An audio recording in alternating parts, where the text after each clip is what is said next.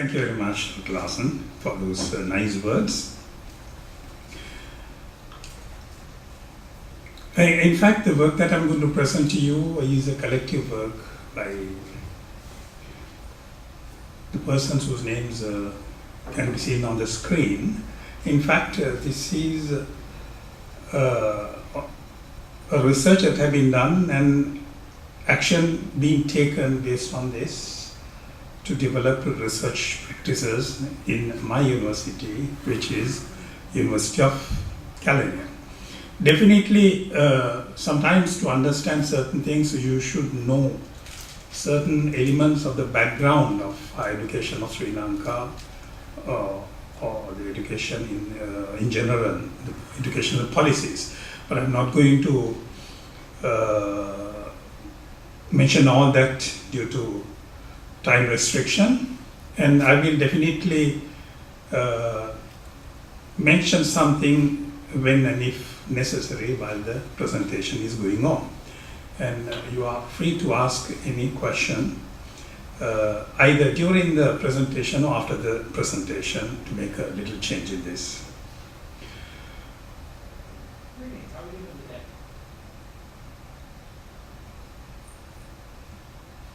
This is how the presentation is going to be structured. It's structured this way: the introduction, the creative research culture in the University of California, lessons and practices learned from ASAIHL member universities, particularly universities in Australia, and the conclusion. Now the introduction. The higher education institutions in developed countries and in most of the developing countries have developed indicators to rank colleges and universities based on their performance on academic research. Several valuing agencies and organizations measure performance and rank universities nationally, regionally, and globally using specific criteria.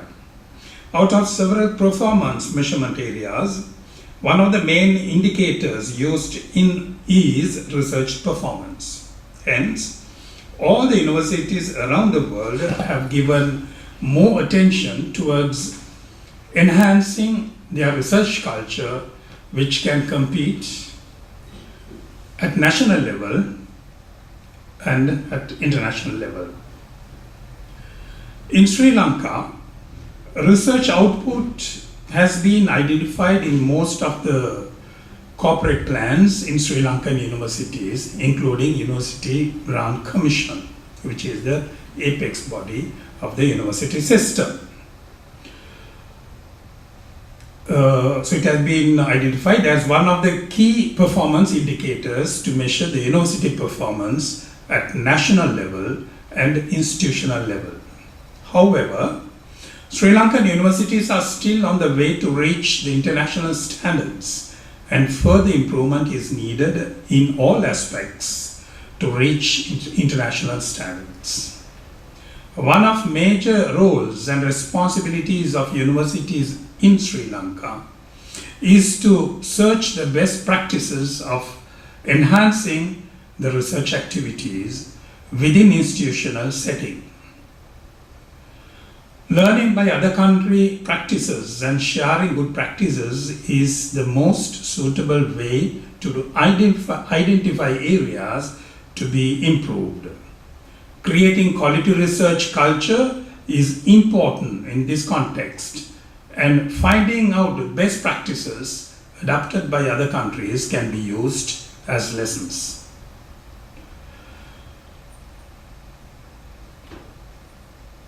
Creating research culture, formulating goals and strategies at national level. The Central Bank of Sri Lanka annual report for 2007 pointed out that the existing higher educational system in Sri Lanka faces serious problems due to its quantitative and qualitative limitations. One of the key problems identified in this report is lack of research work in higher education system. At the same time, UGC, which is, I said, the apex body in the system, also identified another issue in higher education in Sri Lanka, that the Sri Lankan universities need to make a culture of scholarship within higher education. International or regional recognition is essential for determining the quality of research conducted in the universities. They also view that the research base of Sri Lankan university system is narrow, and only about 300 active international level researchers among teaching staff of over 4,000 in the whole system. UGC viewed that high attention should be given to develop and enhance the research culture. Then the UGC had formulated goals and strategies for research. Corporate plan issued by the UGC for the period of 2008-2010 identified one of the main goals of university system in Sri Lanka under the main theme of scholarship, research and services.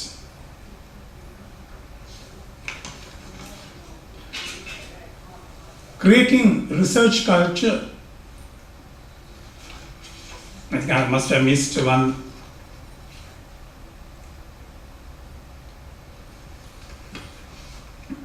Creating research culture in the University of Kelaniya. Now, University of Kelaniya is one of the 15 national universities functioning in Sri Lanka. As you may know, perhaps, the education in Sri Lanka is entirely free from the kindergarten to the first degree level. There are alternative education, but however, many students enter national universities, a national education pathway, or they follow the national education pathway up to the degree level. So out of about 300,000 or 375,000 students who sit the exam, which is the GCA level, that is the final exam of the secondary level, that is the exam which is used as a terminal exam for secondary education as well as for selection to the universities.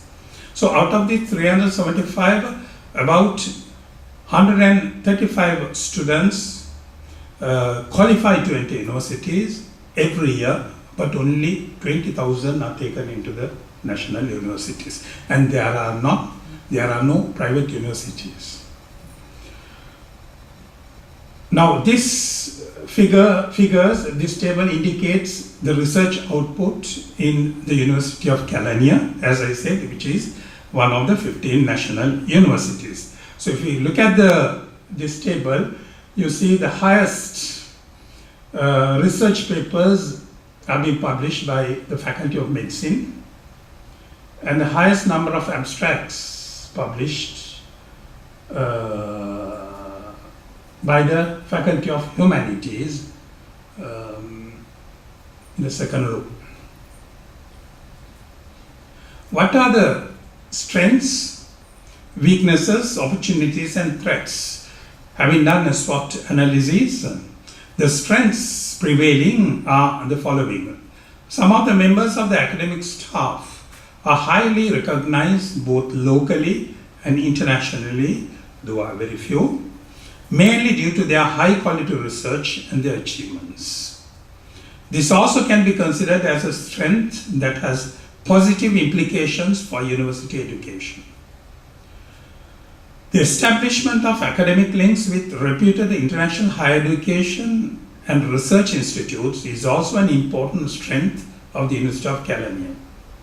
At present, it has academic links with 24 universities and research institutes in 10 different countries. These links have helped the development of human resources through academic exchange and collaborative research. Among the weaknesses, in some faculties, the foreign exposure of academic staff is not sufficient. If all academic staff could be given opportunities to expose them to the external world and to visit universities in the developed world, The experience thus gained would be highly beneficial for academic development.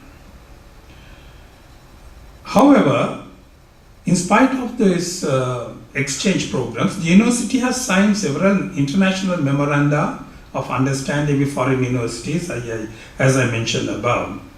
But however, the development of infrastructure within the university is insufficient to entertain foreign academics on long-term basis. The opportunities. There is a growing demand for research and consultancy, and with qualified and experienced staff, the university can play a significant role in providing expertise that supports development activities. Threats. The major threat is the funds. Certainly, so uncertainty regarding funds is another factor that has serious implications on the university's development.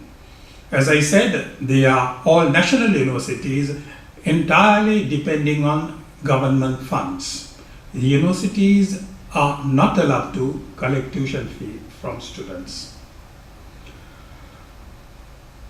Formulating goals and strategies at University of Kelaniya. University of Kelaniya has formulated the goals and strategies for enhancing research culture.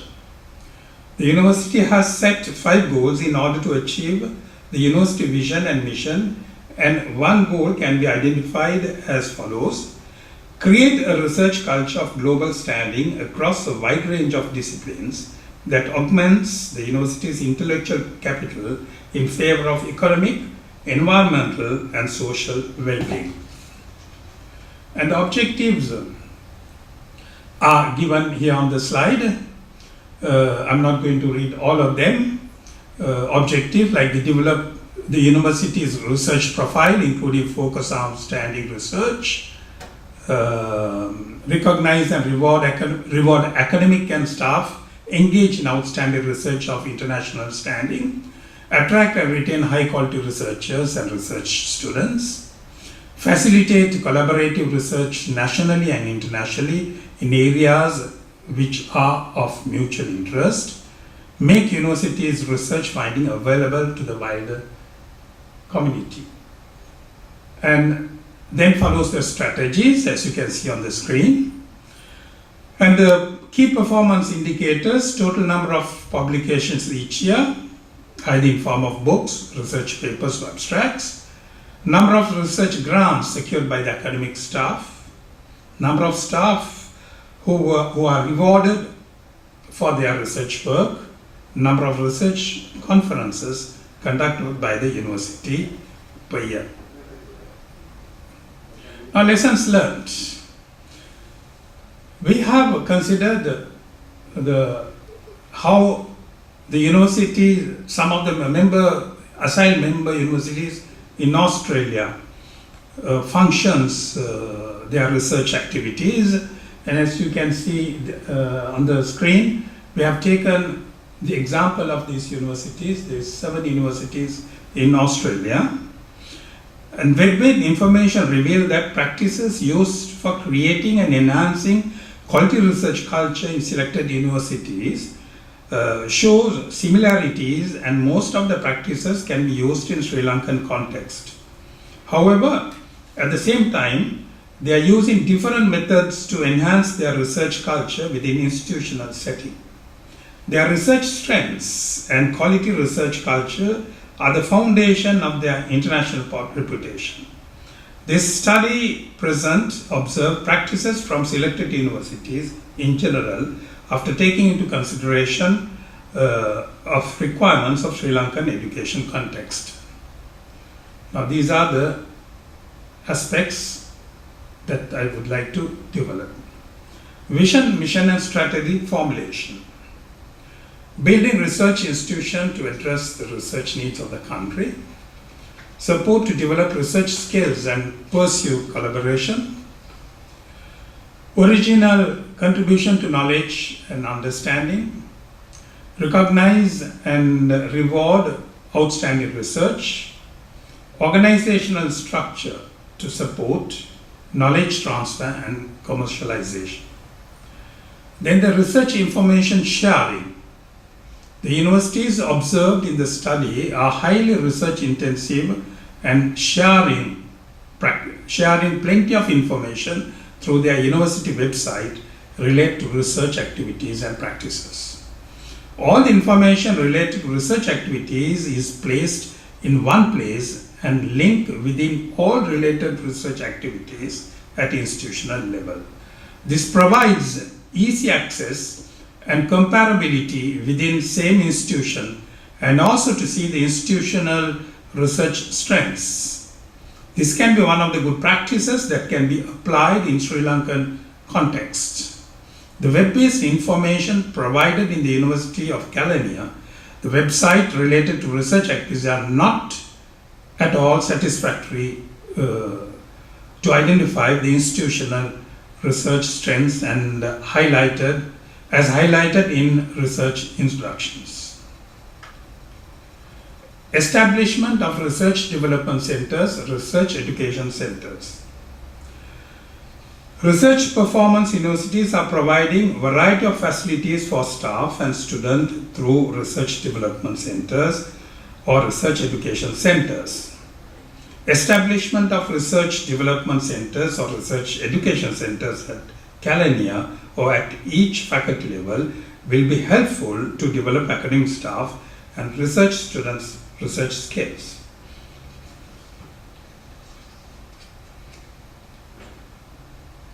Formulation of university or faculty research committees. Teaching and research are the two major responsibilities of faculty members in their academic career. Most of the leading research universities organize their research activity under separate units with the Deputy Vice Chancellor or Dean of Research, etc. Those committees are comprised with few members and are sharing multiple responsibilities and tasks related to research activities within the university. At the same time, those committees collaborate with outside partners at national and international level. This practice can be used in University of Kelaniya, and formulating research committee and head of research committee at Kelaniya will enhance the research activities. As an example, at present, University of Kelaniya functioning with several units and directors are heading those units. Then forming the separate unit named as research and a position of director and deciding responsibilities and tasks related to that unit will enhance the research activities. Because at present there is a committee of research and publication, but dealing only with the management of research funds. At the same time, Faculty of Graduate Studies headed by a dean can be a part of this community. The Faculty of Graduate Studies exists already.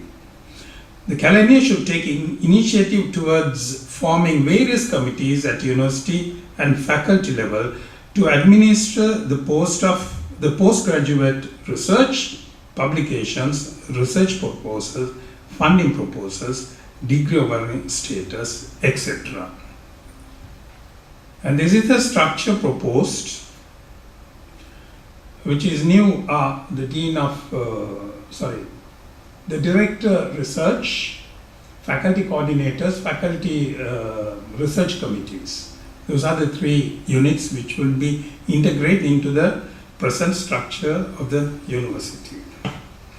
Now, finally, to conclude, Sri Lankan universities are still on the way to reach the international standards, and research output has been identified as one of the key performance indicators to measure the university research performance at national and international institutional level.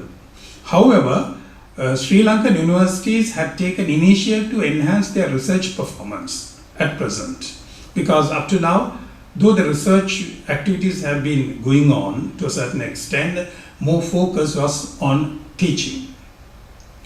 Sri Lankan universities creating quality research culture is important in this context, and finding out best practices adapted by other countries can be used as guide to identify improvement possibilities.